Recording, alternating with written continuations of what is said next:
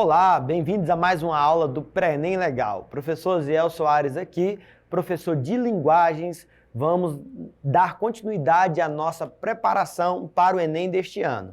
Nossa aula de hoje sobre intertextualidade. Nós estamos trabalhando os principais conteúdos, os conteúdos que são mais cobrados na prova, correto?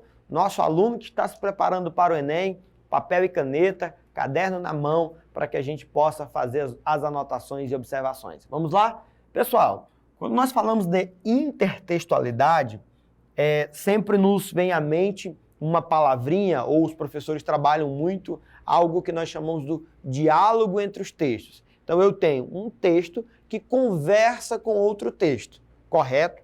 Para haver esse diálogo, obviamente, esse aluno ele precisa ter um conhecimento a respeito daquilo que aquele texto está falando e, claro, ter, no mínimo, algum nível de conhecimento a respeito desse texto ao qual ele se refere, correto? Para a gente começar, temos aí duas obras, né, ou uma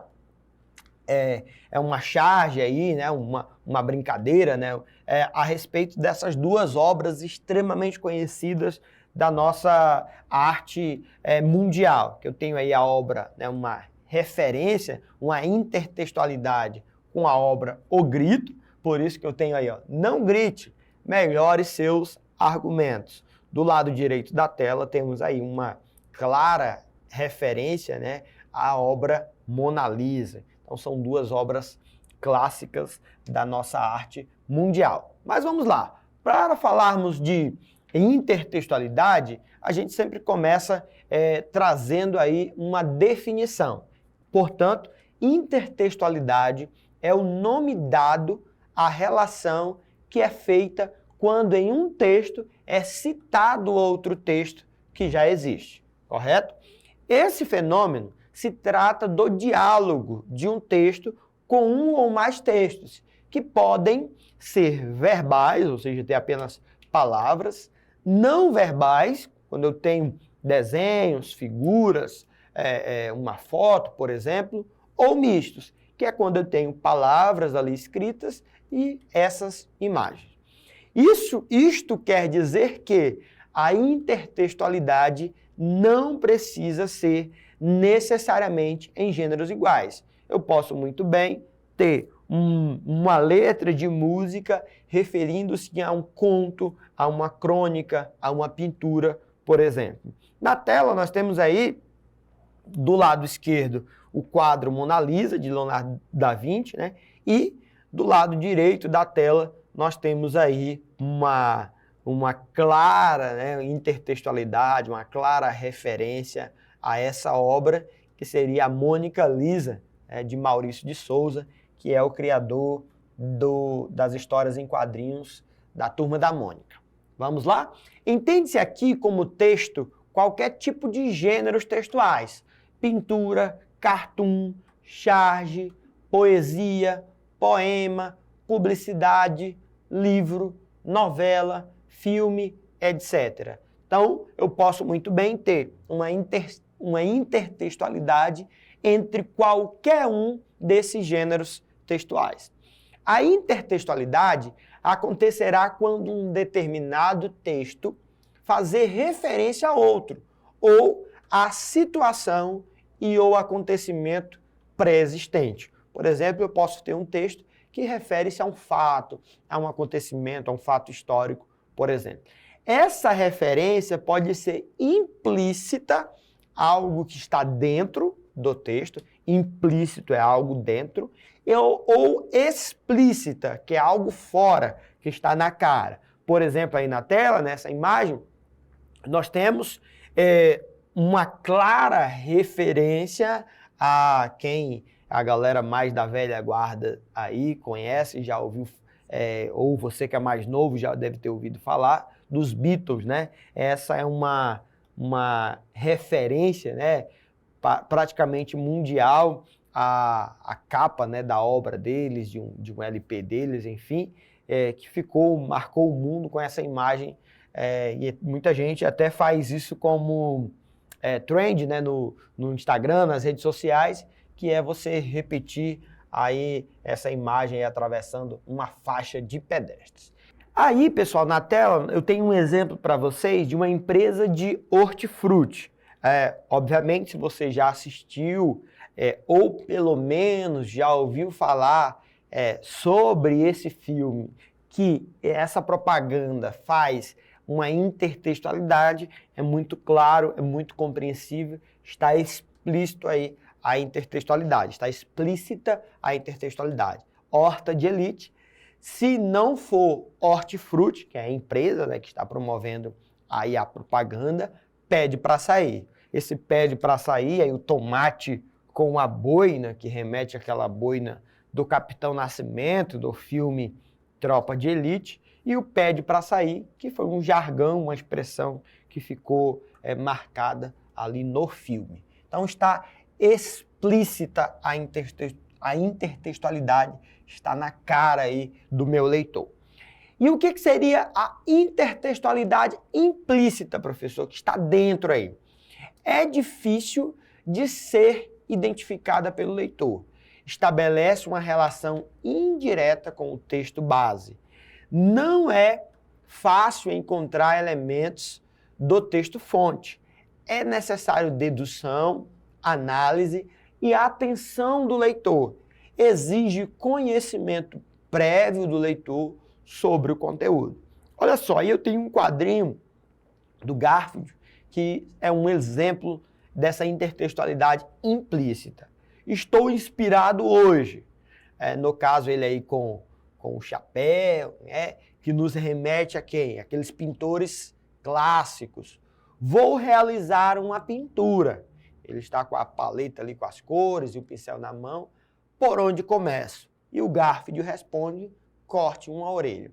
Esse corte uma orelha, para você, querido aluno que está se preparando para o Enem, deve ter estudado lá nas vanguardas um autor, um pintor, que tinha sua orelha, né, que teve a sua orelha cortada, que ele não tinha ali uma de suas orelhas, que é o pintor Van Gogh. Então eu tenho aí uma intertextualidade, ele não cita o nome, mas pelo contexto, por se tratar de uma pintura, isso remete aos conhecimentos desse meu leitor. Talvez se você nunca teve contato ou não sabia dessa informação a respeito de Van Gogh, provavelmente você não compreenderia o humor ou aquilo que nós chamamos de quebra de expectativa dessa tirinha, correto? Então só é possível compreender se a pessoa conhecesse, né, essa especificidade ou esse detalhe da vida aí de Van Gogh.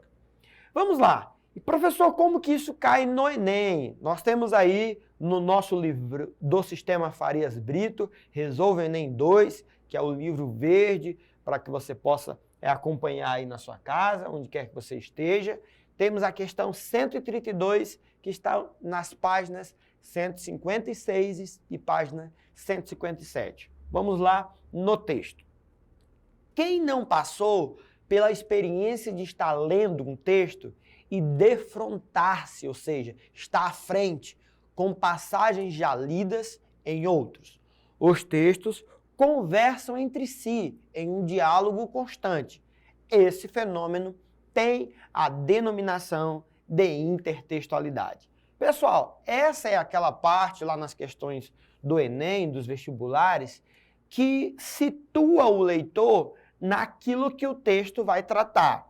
Obviamente, você fazendo uma prova extensa, digamos, são 45 questões de linguagens, 45 questões de ciências humanas ali no primeiro dia, no primeiro domingo. A quantidade de informações que tem em cada uma das questões, obviamente, vai lhe cansar. Mas aprenda o seguinte, grande parte das informações no início das questões é apenas para lhe situar. Você vai atentar e talvez ter que fazer uma releitura das outras partes do enunciado dessa questão, tá bom? Leio os seguintes textos. Primeiro, texto 1. Quando nasci, um anjo torto, desses que vivem na sombra, disse: vai, Carlos, ser gauche na vida, ou ser torto, né, na vida. um texto aí, um trechinho, né, desse poema de Carlos Drummond de Andrade, um escritor maravilhoso da nossa literatura brasileira. Texto 2. Quando nasci, veio um anjo safado, o chato de um querubim, e decretou que eu estava predestinado a ser errado assim. Já de saída, a minha estrada entortou, mas vou até o fim. Temos aí o trecho de uma música de Chico Buarque, de Holanda, né, que faz, claro, uma clara referência até pelo tempo aí, mesmo que você não conhecesse o poema de Carlos Drummond de Andrade, ou soubesse se ele vem antes ou depois, pela data, né, pessoal? Pela data aí na referência da questão, você sabe, eu tenho aí um texto, um poema de 1964 e eu tenho, portanto, aqui o trecho de uma letra de música de 1989. Então eu sei que esse segundo texto faz uma referência ao primeiro, obviamente. Texto 3. Quando nasci, um anjo esbelto, bonito, desses que tocam trombeta, anunciou: vai carregar bandeira, carga muito pesada para a mulher, esta espécie ainda envergonhada. Adélia Prado, na sua obra Bagagem, também um texto anos após a obra, né, a escrita do texto de Carlos Drummond de Andrade. Portanto, esses dois textos fazem referência, claro, ao nosso primeiro texto aí de Carlos Drummond de Andrade. Adélia Prado, né, uma autora da nossa literatura contemporânea. Vamos lá, olha só. Adélia Prado e Chico Buarque estabelecem intertextualidade, obviamente na análise que nós já até fizemos aí, em relação a Carlos Drummond de Andrade. Por quê? Pelo que, no caso, né? Por, letra A, reinteração de imagens, ela retoma algumas imagens, ela faz referência a alguns elementos do primeiro texto, do texto de Carlos Drummond de Andrade? Pode ser, professor. Letra B, oposição de ideias. Há essa oposição de ideia nos dois textos, pessoal? Letra C, falta de criatividade. Não, gente, você nunca pode julgar uma obra com um caráter pejorativo, depreciativo, de forma negativa, tá? Você não pode jamais julgar um texto em um vestibular, em um concurso, nunca vai ser uma alternativa correta, uma alternativa que diz, por exemplo, que julga um texto dizendo que ele está com falta de criatividade. Negação dos versos, não há essa negação também. A ausência de recursos também é uma avaliação negativa. Se você estava na dúvida, nós temos aí, portanto, letra A, né, pessoal? Letra A, reinteração de imagens. Mais uma questão, pessoal, Enem 2014, questão 127 da prova azul. Se você já fez o Enem, ou se você está estudando literatura, assistiu a nossa aula das vanguardas, já viu com certeza uma obra muito semelhante ao que está aparecendo aí na tela, né? Mas vamos ver a questão, o nosso enunciado. Na criação do texto, o chargista Ioti usa criativamente, um intertexto. Os traços reconstroem uma cena de Guernica, painel de Pablo Picasso, que retrata os horrores e a destruição provocados pelo bombardeio a uma pequena cidade da Espanha. Na charge, publicada no período de Carnaval, recebe destaque a figura do carro, elemento introduzido por Ioti no intertexto. Além dessa figura, a linguagem verbal contribui para estabelecer um diálogo entre a obra de Picasso e a charge ao explorar o que, pessoal? Nós temos aí, voltando um pouquinho, nós temos o trânsito no feriadão é sempre um quadro dramático. Eu tenho aí a inserção do carro e, claro, do texto verbal. Então, o texto verbal, ele contribui para estabelecer um diálogo de que maneira? Letra A, uma referência ao contexto, trânsito no feriadão, esclarecendo-se o referente tanto do texto de Oti quanto na obra de Picasso? Não, pessoal, nós não temos o carro, nesse caso, na obra do Picasso. Letra B. Uma referência ao tempo presente com o emprego da forma verbal evidenciando-se a atualidade do tema abordado tanto pelo pintor espanhol quanto pelo chargista brasileiro? Não, pessoal, a obra não aborda essa questão do trânsito, tá? Letra C. Um termo pejorativo, trânsito. Olha só, gente, pejorativo, algo negativo. Nós acabamos de falar, nunca teremos uma questão como sendo correta lá no vestibular, no Enem, se ela faz uma avaliação pejorativa, negativa de algo. Então já poderia até destacar essa questão, essa alternativa aí.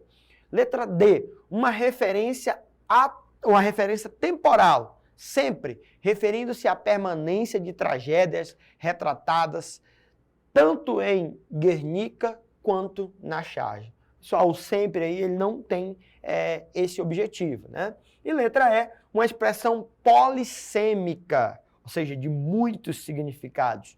Quadro dramático. Eu tenho uma pintura dramática ou eu posso ter uma situação dramática. Sim, isso é um quadro polissêmico, quadro dramático, perdão, é sim uma expressão polissêmica, remetendo-se tanto à obra pictórica, nessa pintura, quanto ao contexto do trânsito brasileiro. E sim, é verdade. Tá bom, pessoal? Portanto, letra E. Estude mais, temos aí algumas referências para que vocês possam pesquisar, estudar um pouquinho mais acerca disso. Nas nossas próximas aulas, vamos falar justamente sobre semântica, pegando um gancho aqui dessa questão da polissemia, vamos falar sobre os significados, os múltiplos significados e como isso aparece na prova. Até a nossa próxima aula, pessoal, aqui do Pré-ENEM Legal.